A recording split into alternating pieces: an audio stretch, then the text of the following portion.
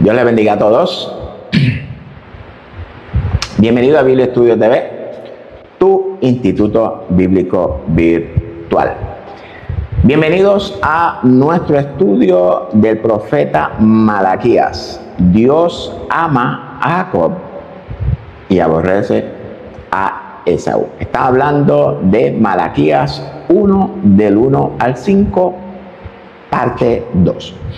Entiendo que toda la iglesia conoce a Israel en la Escritura, pero los amigos que están, invirtiendo su tiempo para ellos aprender también, muchos de ellos no conocen a Israel en la Escritura.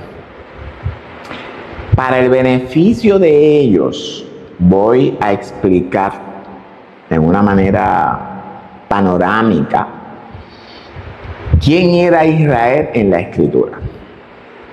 Los hijos de Israel surgen a partir del llamado a un hombre en la historia. Y lo que voy a decir, por favor, necesito que presten atención.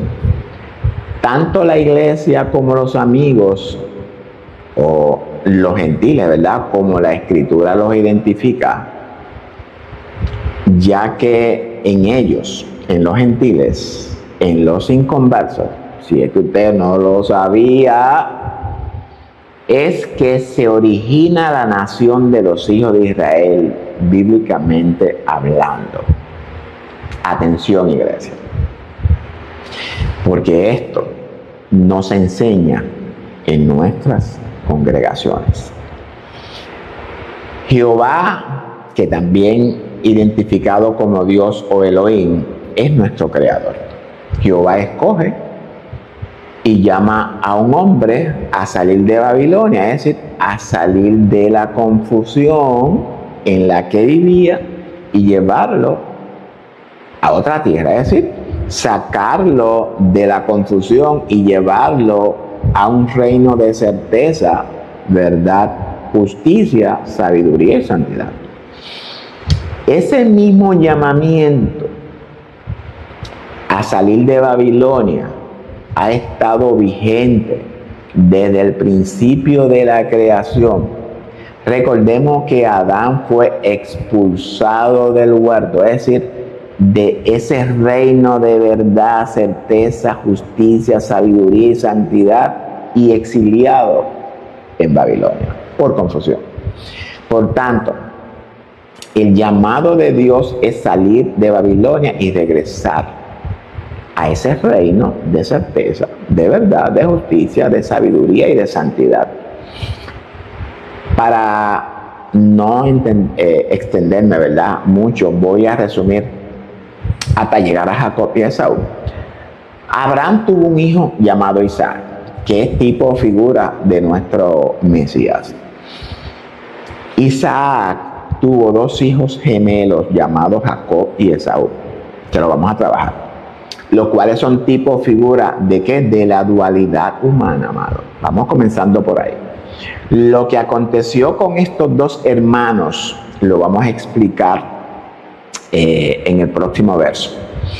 Pero quiero, antes de llegar a eso, primero explicar la razón por la cual el texto dice que el mensaje pesado es para Israel. El nombre Israel significa el que ha luchado con Dios y ha vencido. Sabemos que Jacob fue el que luchó con Dios y venció. Esa lucha de Jacob con Dios trajo como resultado una transformación en el carácter o en la identidad de Jacob. Esa transformación está identificada por el nombre dado Israel.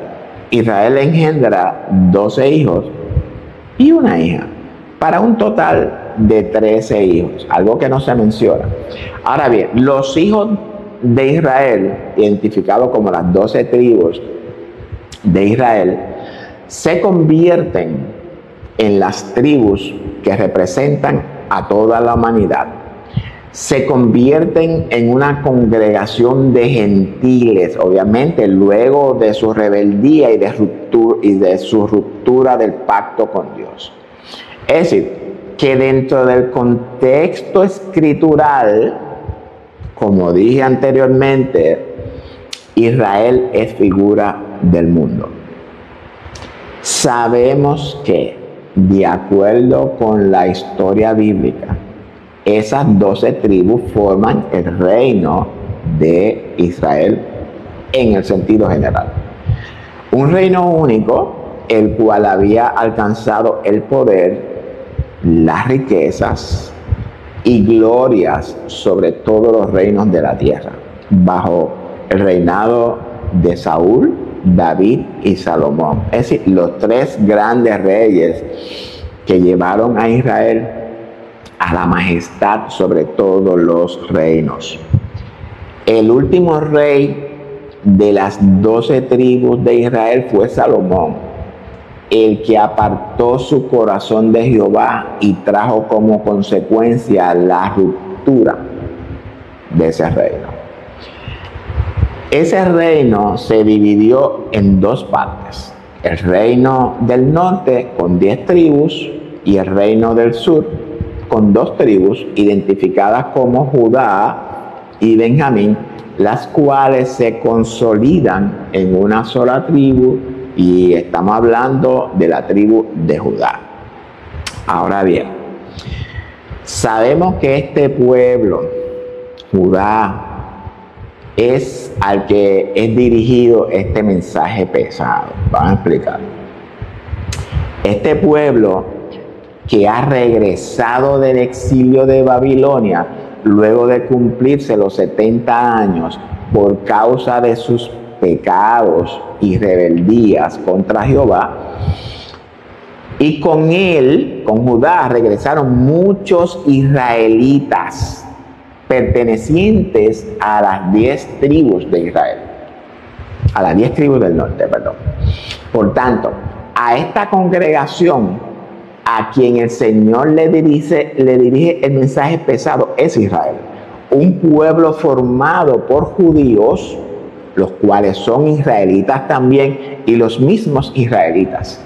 Pero sabemos que por medio del profeta Ezequiel se nos revela que en los últimos días, mucha atención, tanto el reino del norte y el reino del sur serán uno nuevamente. No lo digo yo, sino la misma escritura lo revela. Yo sé que en nuestras congregaciones esta enseñanza es considerada herejía, porque nos han enseñado una falsa doctrina que enseña que solamente la iglesia será salva y todo el resto de la humanidad irá al infierno o al lago de fuego. Y créame, no hay doctrina más falsa que eso. Me perdonan. Y si usted, que es iglesia, entiende lo que he venido hablando, entonces usted debe de interpretar lo que significa que el reino del norte y el reino del sur serán uno nuevamente. ¿Ok?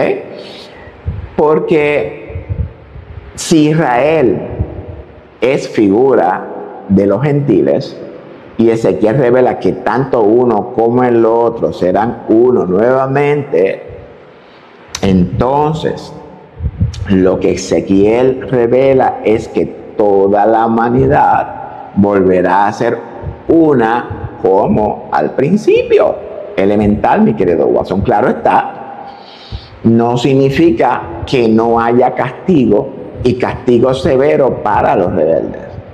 Y no hay que ser un erudito para entender esta verdad. Esto está bien clarito. Ahora bien, aquí encontramos a un remanente del norte. Este remanente es el profetizado por Jehová al profeta Elías. Jehová le dice a Elías que hay 7,000 que no han doblado sus rodillas ante Baal. Este remanente, junto con los judíos, como dije anteriormente, salieron de Babilonia, y aquellos que permanecieron en Judá durante el exilio, porque fueron dejados un grupo pobre, se han reunido y forman entonces el pueblo judío, que es el que encontramos con el Mesías. Ser judío significa que practica el judaísmo. Recordemos lo que Pablo revela en Romanos 2:28. Pablo dice que no es judío el que es circuncidado de la carne, sino el que es circuncidado en el interior, es decir, en el corazón, en espíritu. Y la pregunta que surge es: ¿usted es circuncidado del corazón? Porque si usted ha sido circuncidado del corazón, como yo soy, entonces usted es el verdadero judío, para que lo tengamos claro. No lo digo yo, lo dice Pablo el apóstol, para que vayamos entendiendo la verdad. Yo invito a escudriñar los libros de Esdras y Nehemías, donde vamos a encontrar allí muchas verdades reveladas, las cuales nos competen a nosotros, la iglesia. Recordemos que ya el reino del norte ha desaparecido entre las naciones, es decir, que como reino ha desaparecido entre las naciones enemigas. Han pasado a formar parte y a gobernar el mundo gentil. Por tanto, Dios ahora trata con los judíos, es decir, estamos hablando con Judá. El hecho de que las 10 tribus del norte se hayan separado de las 12 tribus, esto lo que significa, espiritualmente hablando, es que ellos decidieron adoptar otro pensamiento, otro sistema de pensamiento que se revela contra la autoridad divina, causado por Jeroboam, el que hizo pecar a Israel, una actitud rebelde, pecaminosa, la cual ellos ya tenían incubada en sus corazones. No es nuevo. Esto lo explicaré dentro de un contexto espiritual para que discernamos la verdad que esta reunión o ¿verdad? Que esta revelación nos revela. Una verdad que, aunque literalmente no podemos entender, sin embargo, dentro de un contexto espiritual, para que podamos discernir la verdad que esta revelación, que esta profecía nos revela. Una verdad que, aunque literalmente la podemos entender, sin embargo, no la podemos discernir espiritualmente. Jeroboam, dentro del contexto de la narración, simboliza al poder de la naturaleza humana obrando en las 10 tribus. Esta rebeldía trajo como consecuencia un exilio de la tierra prometida, en otras palabras, un movimiento de un estado de conciencia santo a un estado de conciencia pecaminoso bajo el poder de Asiria, que simboliza el pecado. Todo esto debemos entenderlo simbólicamente. Ahora bien, en el exilio, las 10 tribus hicieron como en Egipto. Se fructificaron, crecieron y adquirieron poder. Ese poder creció hasta dominar a los asirios. Ellos ahora se han convertido en el poder del pecado, simbolizado en Babilonia.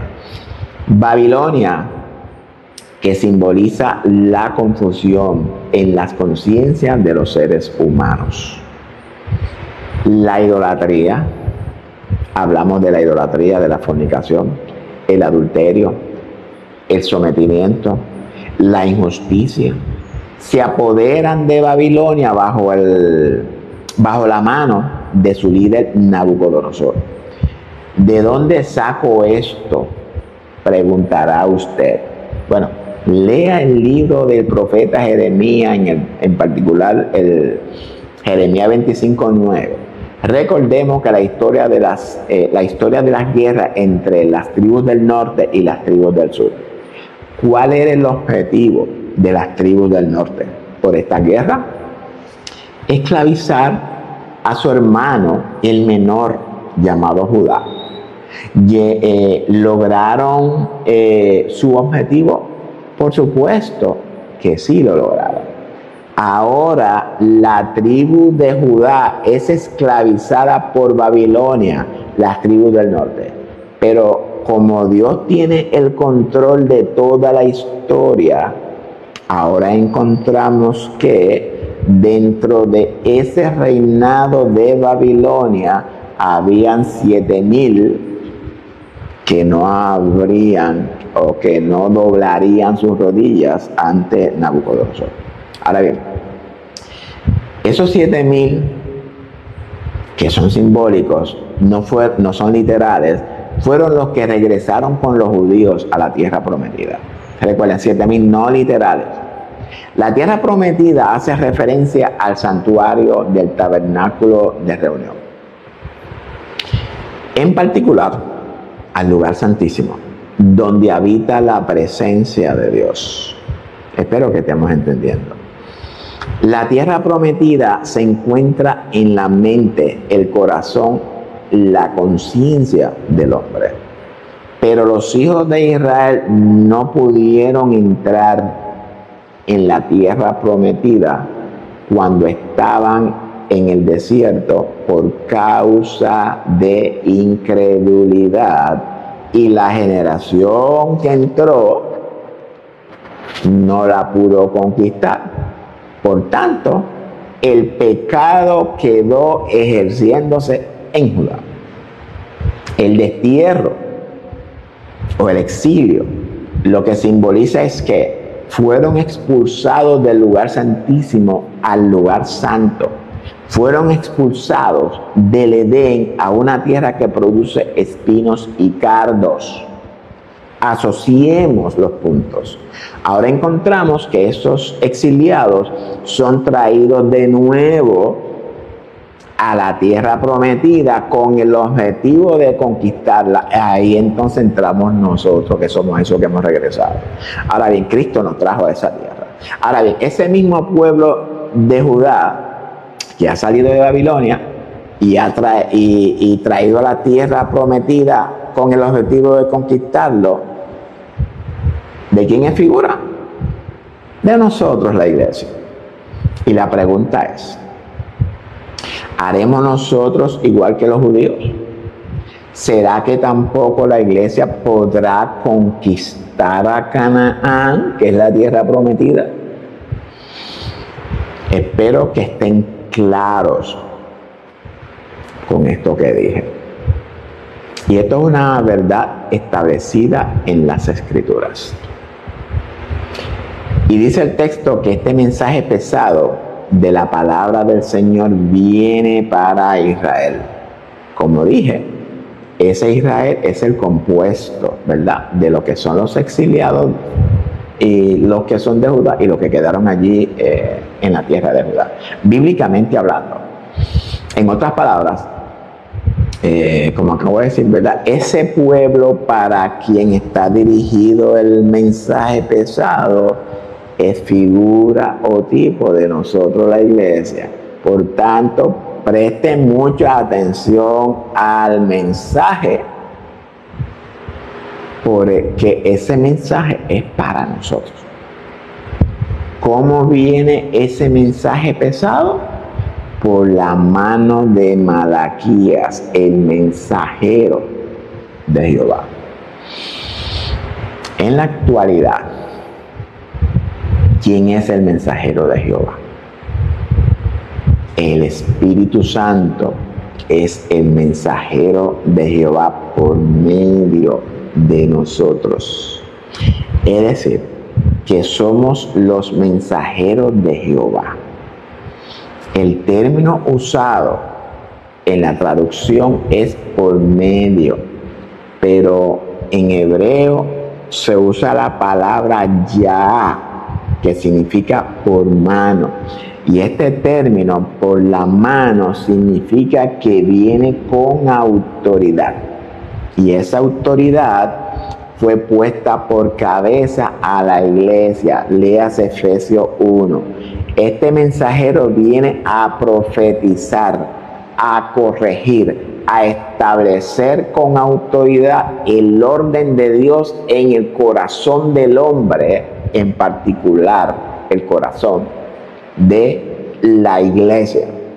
La pregunta es, ¿por qué ese mensaje pesado a ese pueblo que acaba de salir de Babilonia? ¿Por qué? Porque ese pueblo viene cargado de la comida y el vino de Babilonia. El hecho de que ellos hayan salido de Babilonia no significa que Babilonia ha salido de ellos, de nosotros. El reto de Dios con ellos ahora es sacar a Babilonia de la conciencia del pueblo. Ese mismo reto es el que nuestro Padre tiene con nosotros, la iglesia. Así que la iglesia, a pesar de ser llamada a salir de Babilonia, tengo que decirle, amado, todavía se sienta, no toda, pero en el sentido general se sienta a comer y a beber del vino de Babilonia. Porque la iglesia no ha entendido que Dios dice que seamos santos, como Él es santo, y eso tenemos que buscar la correcta interpretación. Si usted ha logrado entender todo lo que he dicho, entonces entenderá los textos siguientes, porque esto lo tuvo que traer para que podamos entender el contexto de lo que vamos a estudiar. Adelante con el estudio.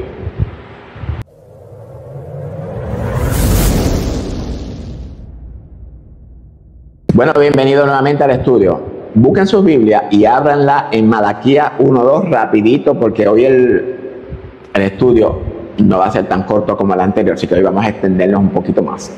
Maybe 45 o una hora. Prepárense mentalmente para esto. Y ustedes, como siempre, saben que lo pueden dividir en las partes que ustedes quieran para poder ver el video completo. Lo que yo le exhorto es que por favor no dejen de mirarlo. Divida el video en las partes que usted entienda. Póngase cómodo y escúchelo. Vamos a empezar rapidito con el verso 2. El verso 2 dice: yo os he amado, dice Jehová. Ok. Fíjense, y obviamente, como siempre, vamos a leer el texto. En algunas partes lo vamos a leer completo y en otras partes lo vamos a partir para ir llevando el contexto. Fíjense que Dios es el que está hablando. Y aunque el texto es traducido en tiempo presente, el original hebreo lo establece en tiempo pasado. Yo dije, Jehová dijo, yo os he amado. Lo que significa es que Dios nos ha amado en el pasado, lo hace en el presente y lo hará en el futuro, es decir, eternamente. Dios ha demostrado su amor por su pueblo Israel. Y vamos entonces ahora a irnos al Israel bíblico. ¿Cómo Dios le ha demostrado su amor? Bueno, vamos a irnos dentro del contexto histórico, ya que la Escritura lo establece de esta manera, pero también lo voy a explicar dentro de un contexto espiritual con el objetivo de que podamos discernir el testimonio de Jesús en estos acontecimientos. Históricamente, cuando estudiamos el Tanaj, o el Tanaj, como muchos le dicen, el Antiguo Testamento, el tema más importante de todo es el tema de la redención, o el éxodo masivo de Egipto. La manera más extraordinaria de Dios demostrarle su amor fue por medio de la liberación de la esclavitud de Faraón de Egipto.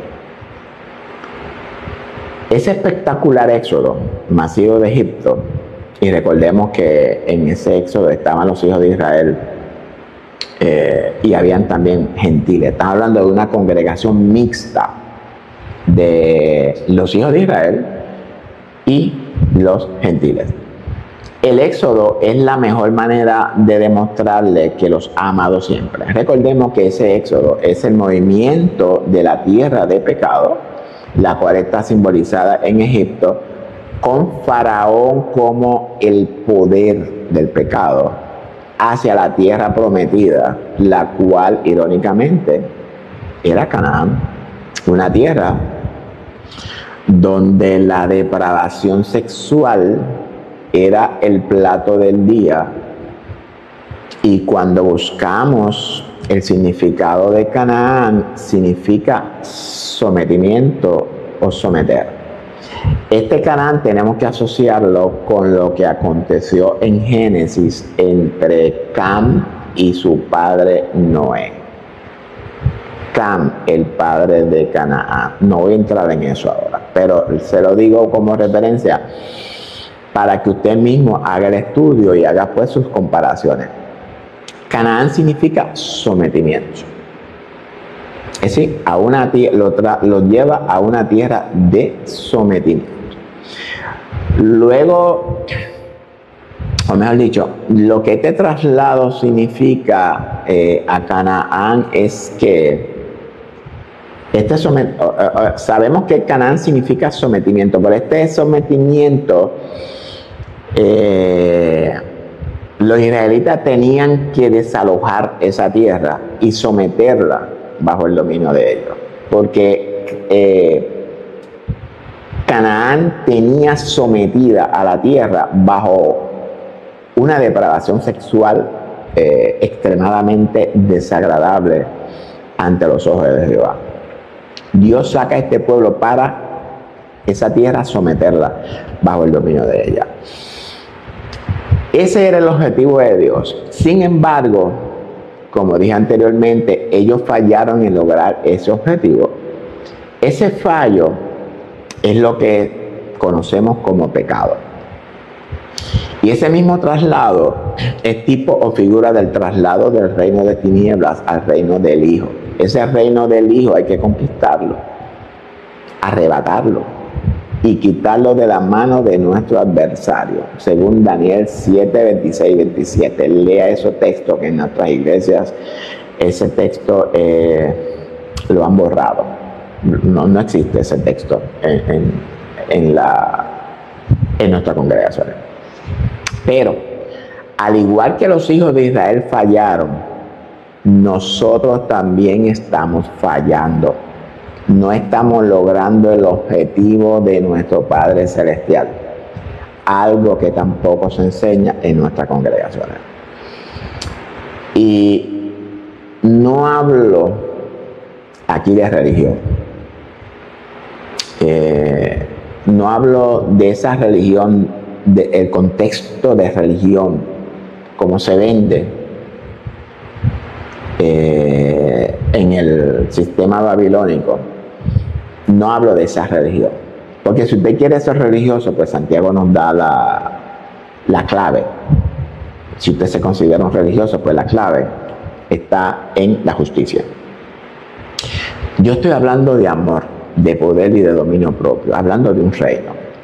Hablo del reino que debemos de buscar primero, antes de cualquier cosa, para que la justicia de ese reino se manifieste en usted y en mí. Esa justicia es lo que Santiago habla, que si usted es religioso, esa es la justicia. La religión es la justicia.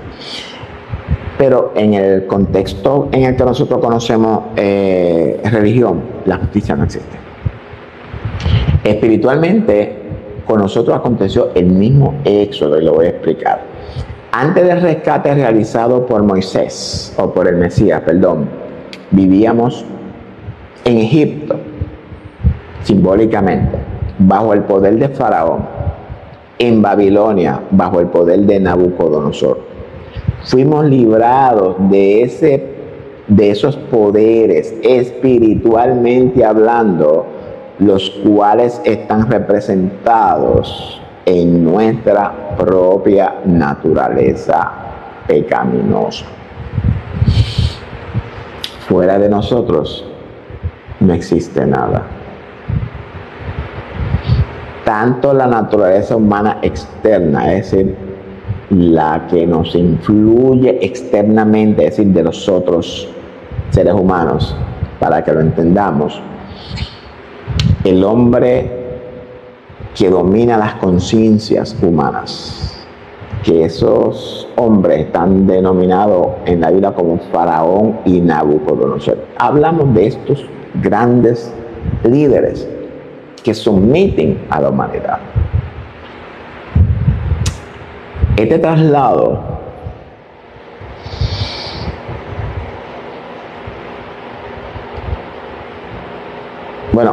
primeramente fuimos liberados, redimidos de ese poder de la naturaleza pecaminosa que nos tenía esclavizados. Y ahora fuimos trasladados a los lugares celestiales y fuimos sentados. Esto es bien importante que lo entendamos. Fuimos sentados con Cristo, es decir, Cristo reinando sobre nuestra naturaleza humana. Eso lo encontramos en Efesios 2. Por tanto, cuando hablamos de este traslado, este éxodo, no es literal, ¿verdad? Es un éxodo espiritual del alma, del corazón, de la conciencia. Está hablando de un estado de conciencia a otro estado de conciencia, de un pensamientos profanos a un estado de pensamiento santo. Bueno, por lo menos eso es lo que se supone que es el éxodo o la redención. Pero estamos enfrentando el mismo problema que enfrentó Israel en Canaán. Israel no pudo someter a los cananitas y al final terminaron uniéndose y formando un Israel que no conocía a Jehová. Y en nosotros, desafortunadamente, está aconteciendo lo mismo. No hemos podido someter a nuestra naturaleza pecaminosa. Por tanto, ella sigue ejerciendo dominio en una u en otra manera sobre nuestra conciencia. ¿Por qué sucede esto, amado?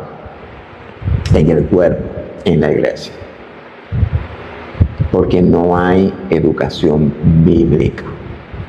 No hay estudios bíblicos expositivos. Nos hemos concentrado en los programas de actividades. Hemos abandonado la verdad bíblica y adoptado la verdad del mundo, la verdad relativa. Y me perdonan los líderes.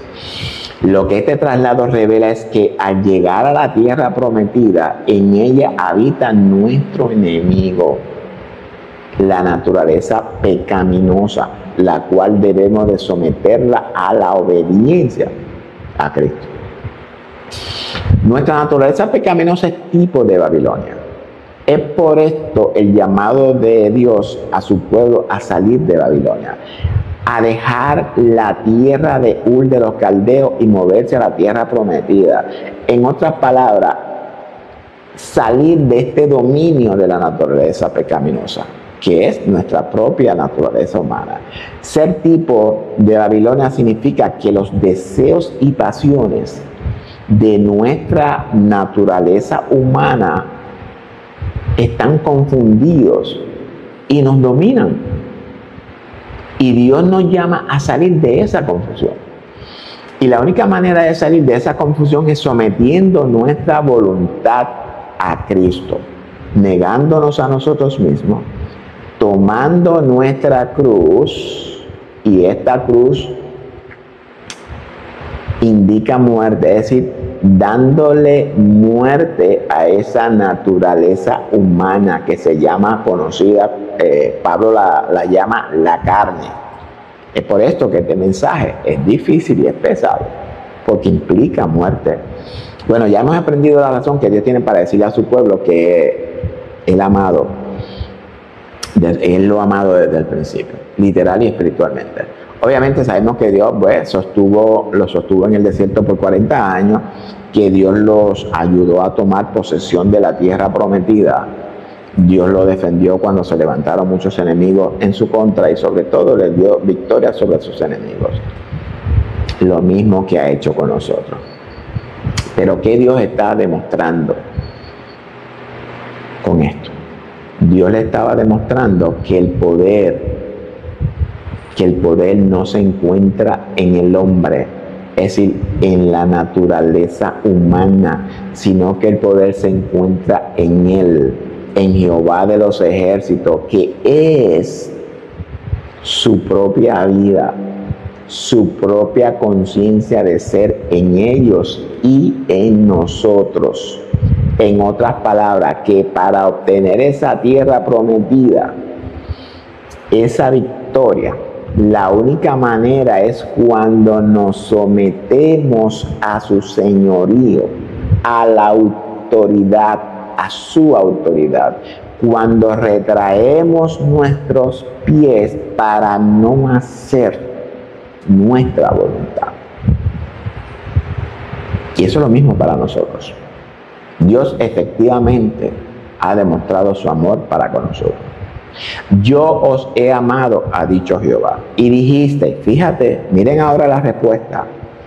Dios mismo citará lo que la gente dijo como respuesta.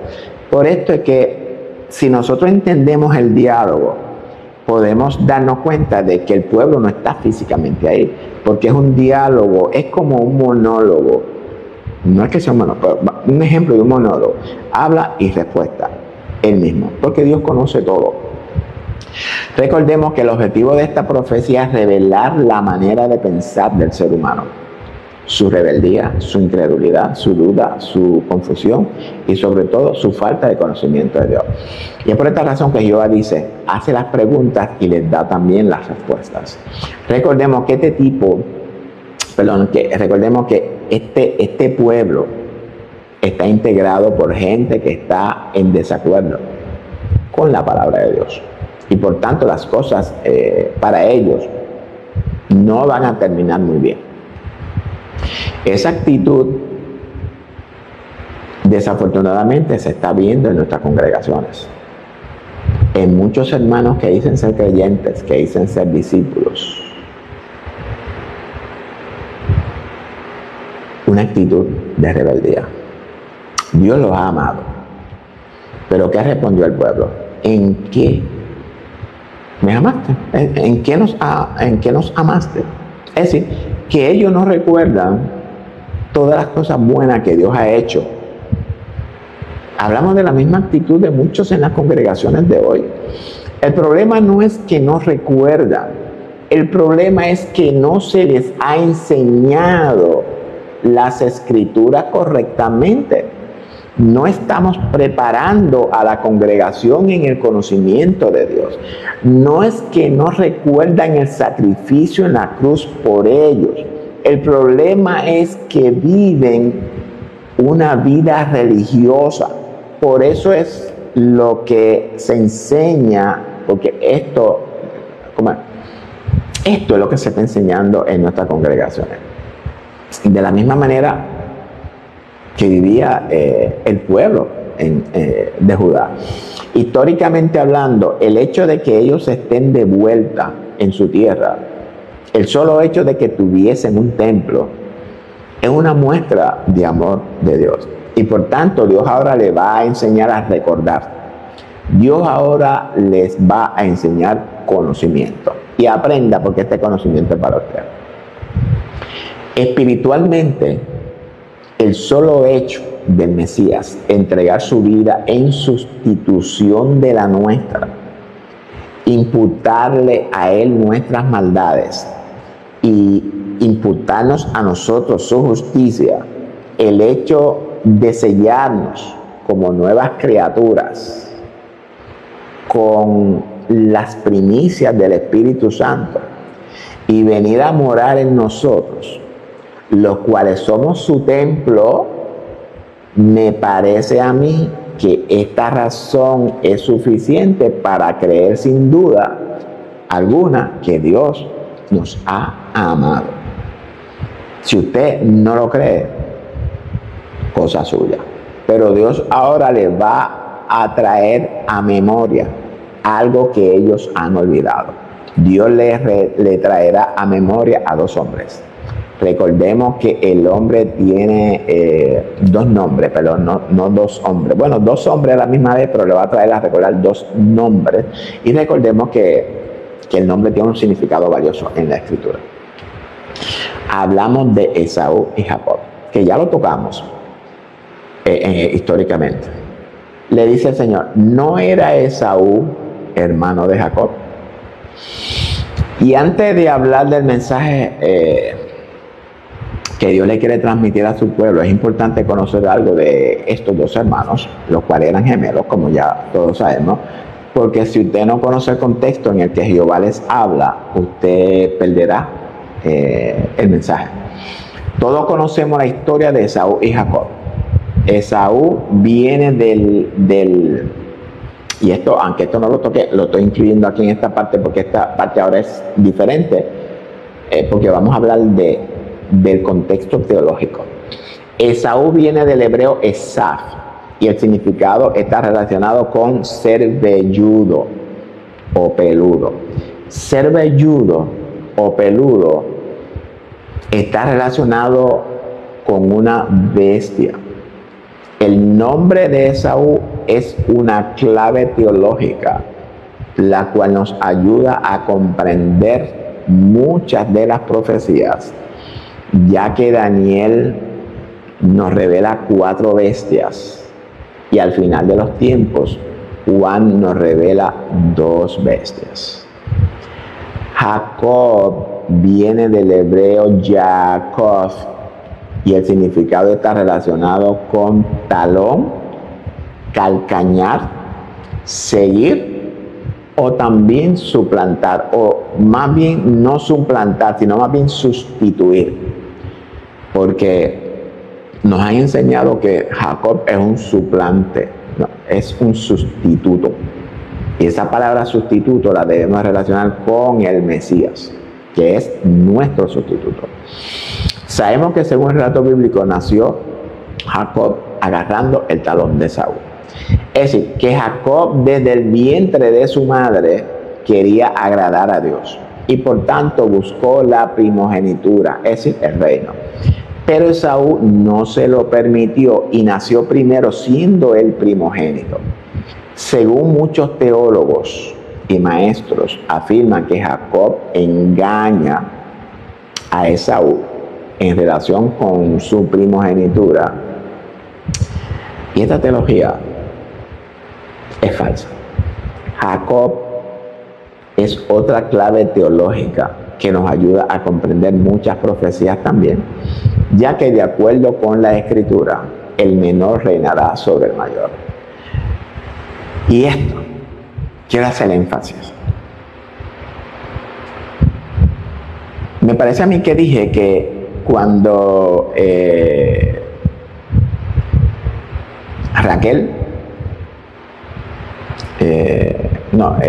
cuando Raquel estaba embarazada, perdóname, la esposa de Saúl, de Isaac, Rebeca. Cuando Rebeca estaba embarazada, fue a consultar a Jehová. Isaac no tenía conocimiento. Y la profecía de Dios fue que en el vientre de ella, en el seno, ¿verdad?, de ella, habían 2 naciones luchando entre sí por la primogenitura. Y la revelación fue que el menor, o mejor dicho, la revelación fue que el mayor serviría al menor. Eso es importante tomarlo en cuenta porque es como vamos a terminar. Y esto tenemos que relacionarlo con Israel, 2 tribus y 10 tribus. La mayor servirá a la menor. No voy a entrar más profundo en esto, pero esto es importante que lo entendamos. Es por esto que Jacob es clave teológica. El menor reinará sobre el mayor. Y esta teología está olvidada por nuestros teólogos y maestros. ¿Por qué? Pues no escudriñan las Escrituras, no van al texto antiguo, no unen lazos, no unen ¿cómo que se llama? no unen los puntos teológicos, los cabos, como se dice por ahí, ¿verdad? Cabos sueltos. Esos cabos sueltos tenemos que amarrarlos, tenemos que unirlos. Lucas, por otro lado, dice de Jesús. Y esto es bien importante. Lucas dice que reinará sobre la casa de Jacob. Estos puntos son importantes que ustedes deben de analizar. Dios le hace una pregunta: ¿no era Esaú hermano de Jacob? Y la respuesta es obviamente que sí. Era su hermano gemelo, o era el hermano gemelo de Jacob. ¿Por qué entonces la pregunta? Dice Jehová: yo amé a Jacob.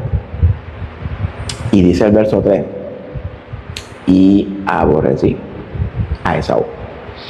Esto es importante también entenderlo, porque si usted no entiende lo que Jehová revela, usted no va a lograr interpretar el texto, amados. Porque dice Jehová que amó a Jacob y a Esaú aborreció. Debemos de tener mucho cuidado con algunos pensamientos teológicos, en particular con la teología calvinista, la cual tiene como base la soberanía de Dios, en la cual no tengo ningún tipo de problema ni encuentro, porque sabemos que Dios es soberano. Sin embargo, el calvinista enseña que al Dios ser soberano, eligió a Jacob y rechazó a Esaú. Y como Dios es soberano, lo puede hacer. En otras palabras, que Dios hace como Él quiera. Sin embargo, debemos de tener mucho cuidado y discernimiento cuando hablamos de la soberanía de Dios. Sin duda alguna, nuestro Dios es soberano. No estamos hablando aquí de la soberanía, estamos hablando de cómo la estamos interpretando. Dios quiere hacer lo correcto siempre, hacer lo justo. Uno de los puntos del calvinismo es la elección. Es decir, que Dios elige en base a su soberanía.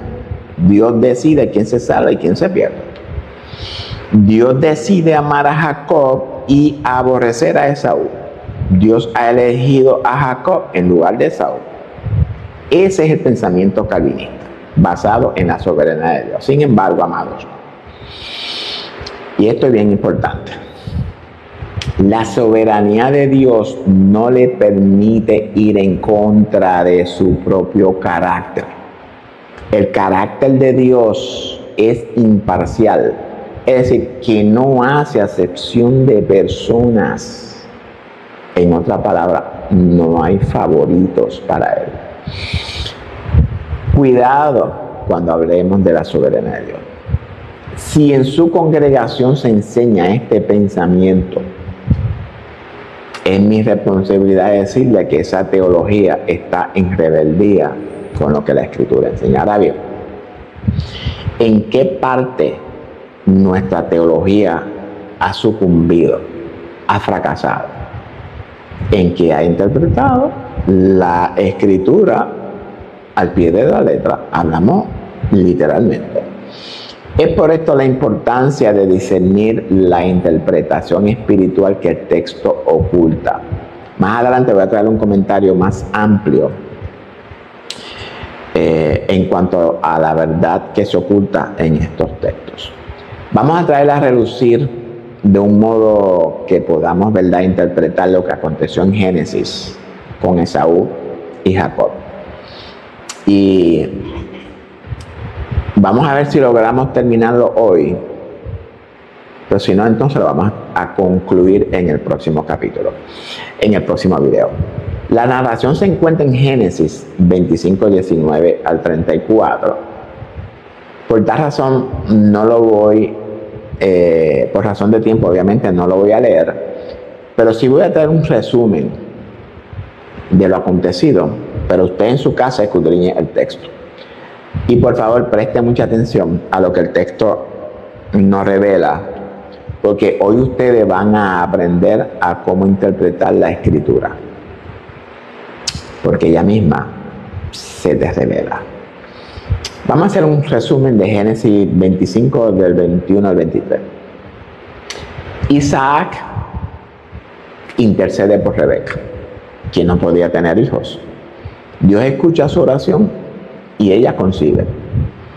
Durante el embarazo, como dije anteriormente, Rebeca siente una lucha interna entre los hijos en su vientre, lo que la lleva a buscar una respuesta divina.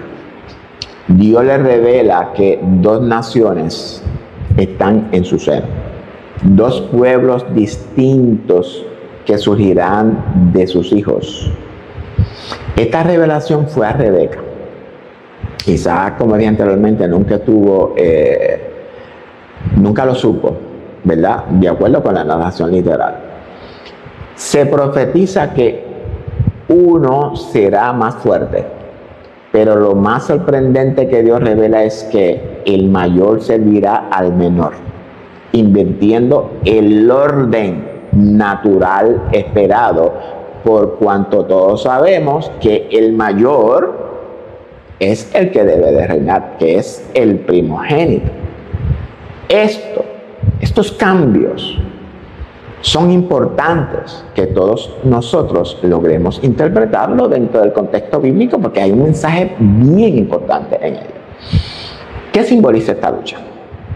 La lucha en el vientre puede representar el conflicto entre 2 naturalezas opuestas, carne y espíritu, ego y humildad, o incluso 2 visiones del mundo, 2 perspectivas diferentes o 2 caracteres que se oponen. En resumen, hablamos del conocimiento del bien y el mal oponiéndose entre sí.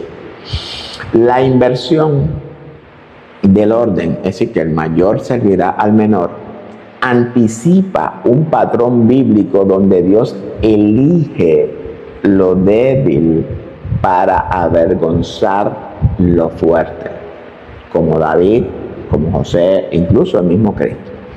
El hecho de que Rebeca consulte directamente a Dios es una muestra de una espiritualidad activa y receptiva, algo que en nuestras congregaciones debemos de valorar muy profundamente. Vamos a también a resumir Génesis 25 del 24 al 26. Hablamos entonces de los nacimientos de los gemelos. Rebeca da a luz gemelos, cumpliéndose la profecía que recibió. El primero en nacer es Esaú, descrito como rojizo y cubierto de vello, lo que sugiere una naturaleza terrenal, instintiva, bestial y fuerte. El segundo en nacer es Jacob, quien nace agarrando el talón de Esaú, un gesto que está obviamente cargado de mucho simbolismo, que anticipa lucha, deseo de superar y quizás un destino invertido, como lo vamos a ver. Isaac, dice el texto, que tenía 60 años al momento del nacimiento de estos chicos, marcando un punto clave en la genealogía patriarcal, ya que el número 6 simboliza la gracia y la redención. Ahora bien, ¿qué simboliza todo esto? Vamos a irnos a Esaú. Esaú representa lo externo, físico, lo impulsivo, la naturaleza humana. Jacob representa lo interno, estratégico, espiritual, significa la conciencia o representa la conciencia, la cual es también revelada en la Escritura como la Virgen de Israel. Y este es otro término que tenemos que tener conciencia de qué significa la Virgen de Israel. La pregunta es, ¿qué significa el talón o el calcañar? Akef, ¿qué es lo que significa talón? Es la raíz del nombre de Jacob, que significa el que persigue o va detrás de. ¿Persigue qué? persigue la primogenitura, las primicias o el reino también. Y en la tradición hebrea puede simbolizar el fin de una era o el inicio de otra, como en el tiempo del talón del Mesías. Y usted dirá, ¿qué significa esto? Bueno, para mí fue sorpresa cuando yo aprendí este término del tiempo del talón del Mesías. Este término viene de un pensamiento rabínico, ¿verdad? Ikbok Mashiach. Si no lo pronuncio bien, no soy hebreo. Y eso se refiere a la última etapa antes de la llegada del Mesías. En el tiempo en el que se comienzan a ver sus huellas, como si el Mesías estuviera cerca, pero aún no ha llegado plenamente. Y ese tiempo del talón del Mesías es el tiempo de nosotros, la iglesia, donde la iglesia comienza a revelar las huellas del Mesías. ¿Cómo la revelamos? Por medio de nuestra transformación, de nuestra santidad, de nuestra justicia y sobre todo por medio de nuestro amor los unos para los otros. Esas son las huellas que nosotros que debemos de estar dejando como evidencia de que el Señor se acerca y viene pronto. El talón representa el nivel más bajo del alma en el cuerpo, lo más cercano a la tierra. En otras palabras, ese lugar más bajo hace referencia a nuestra humildad, y esa humildad nos debe de llevar ¿a quién? Al Mesías, pero también el punto de partida para una elevación espiritual. Nos debe de llevar también a nuestro Mesías, lo que lo convierte en un lugar de transformación. ¿El qué? El calcañar. Y lo relacionamos con Jacob, con Esaú, y lo vamos a relacionar, obviamente lo estamos relacionando con el Mesías. Todos estos puntos tenemos que relacionarlo, amado. Muchos sabios enseñan que vivimos en el tiempo del talón del Mesías. Una era de confusión moral, crisis espiritual y aparente ocultamiento de lo divino. Y todo esto es una realidad en nosotros.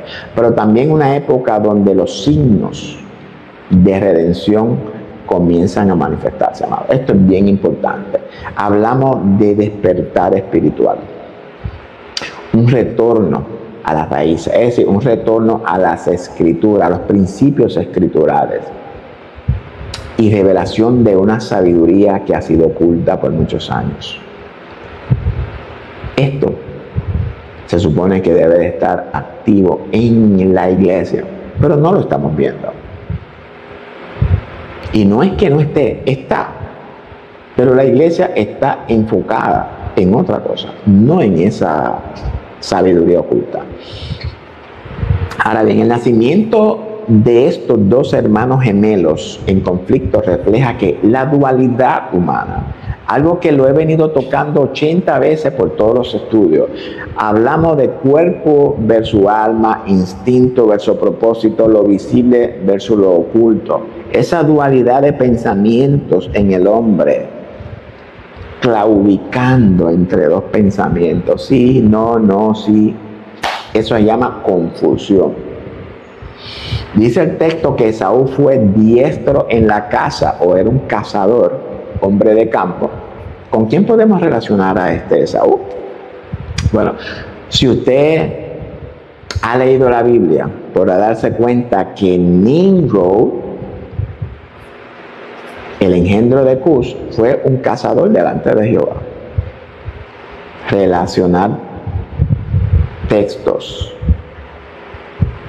atar cabos sueltos, buscar el texto precedente a esto.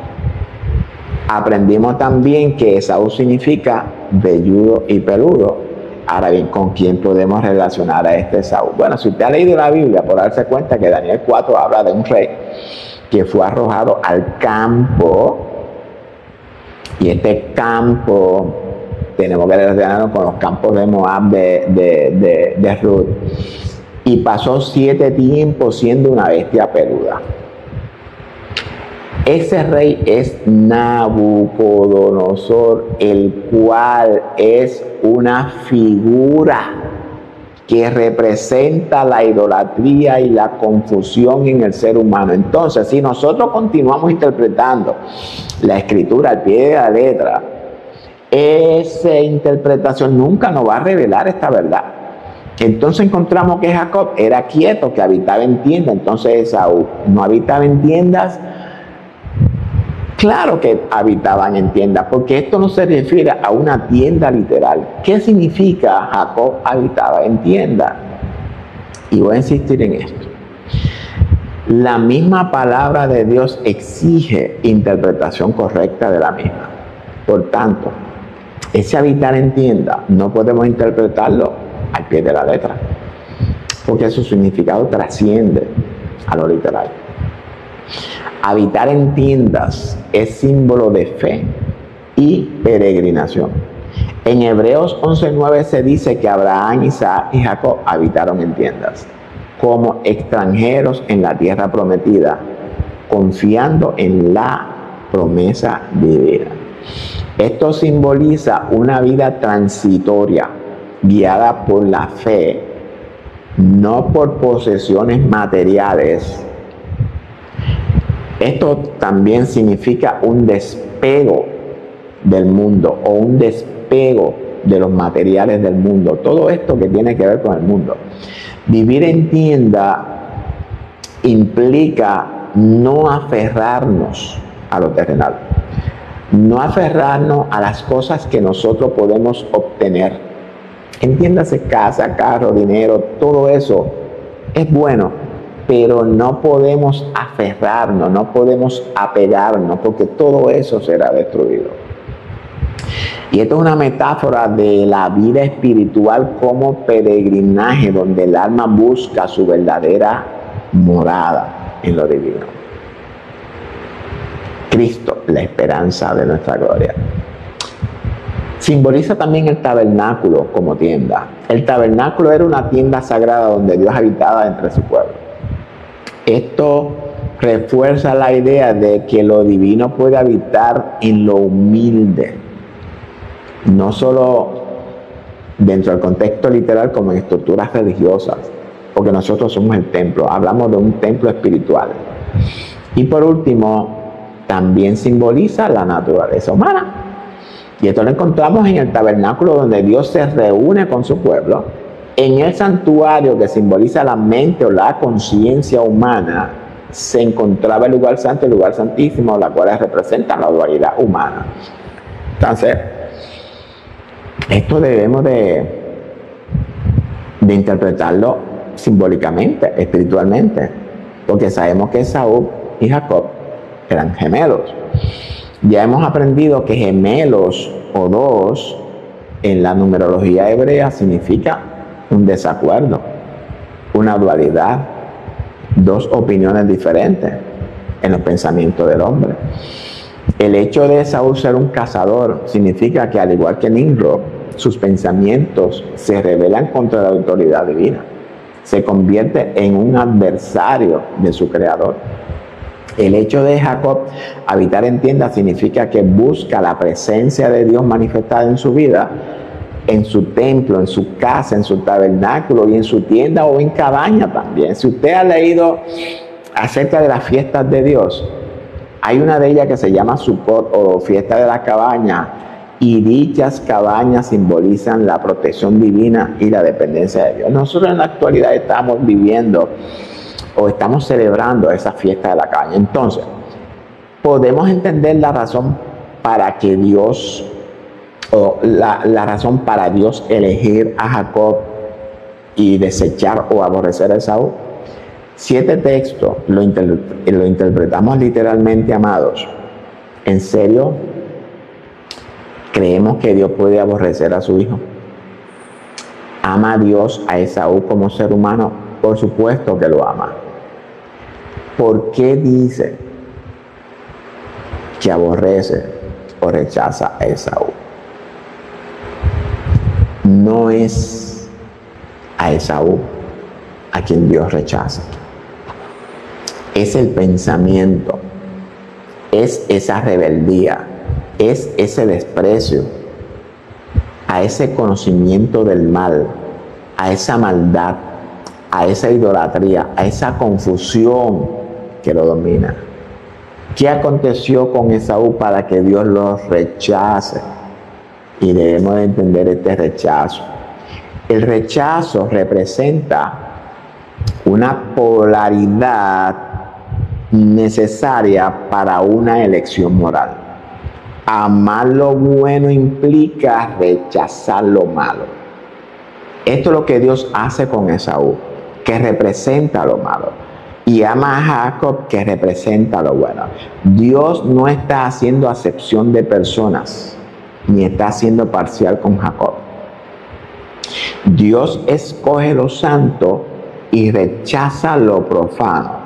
En usted y en mí está lo santo y está lo profano.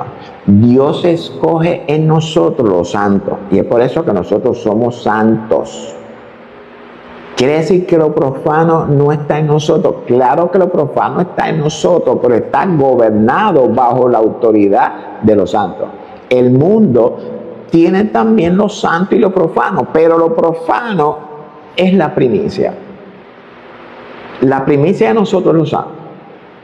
Dios escoge lo santo y rechaza lo profano. Por eso es que el mundo pecador representa a Esaú, por su forma de pensar profana. Dice la narración que Esaú llega cansado a su casa y se encuentra con Jacob haciendo un guiso rojo. Y le dijo, te ruego que me des de ese guiso rojo porque estoy cansado. Y déjame ver si podemos terminarlo, o si no lo vamos a dejar para el próximo programa. No, vamos a dejarlo para el próximo video.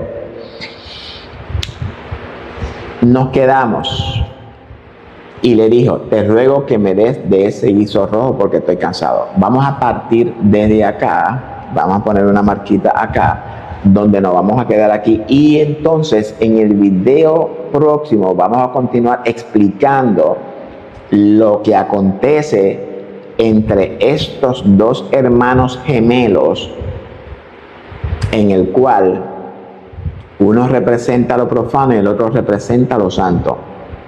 Hablamos de una dualidad en el ser humano, la cual Dios nos está revelando por medio de la Escritura, eso mismo. Pero si nosotros seguimos interpretando el texto al pie de la letra, en el sentido literal, nunca vamos a lograr entender esto que es espiritual. Y esto hablamos de que es el testimonio de Jesús, el cual es el espíritu de la profecía, según nos revela le revela el ángel a Juan en Apocalipsis 19:10, por ahí si no me equivoco. Es importante que nosotros como estudiantes de la Biblia debemos entender todo esto claro, Señor. Estamos en la recta final y ya dijimos que estamos siguiendo las huellas, o estamos dejando, o nuestra responsabilidad es dejar las huellas de Cristo para que el mundo pueda ver lo cercano que estamos a su manifestación. La pregunta es, ¿estaremos nosotros marcando esas huellas? ¿Estaremos nosotros renaciendo espiritualmente? ¿Estaremos nosotros despertando? ¿Estaremos nosotros revelando ese conocimiento oculto? Esa debe de ser nuestra prioridad. Esa debe de ser nuestra primicia. Y de estas primicias vamos a hablar mucho también, porque ahora vamos a entrar después en esas primicias. Será hasta la próxima, si el Señor lo permite. Comparte este video con todos sus hermanos, con todos sus amigos en las redes sociales. Así que por favor, como siempre, vean el video completo, divídalo en las partes en las cuales usted quiera, pero por favor no deje de ver este estudio de Malaquías, que aunque va a durar unas cuantas semanas, pero le prometo un estudio lleno y cargado de verdades bíblicas, las cuales nunca antes nadie ha revelado. Será hasta la próxima, si el Señor lo permite. Los amo en el amor de Jesucristo.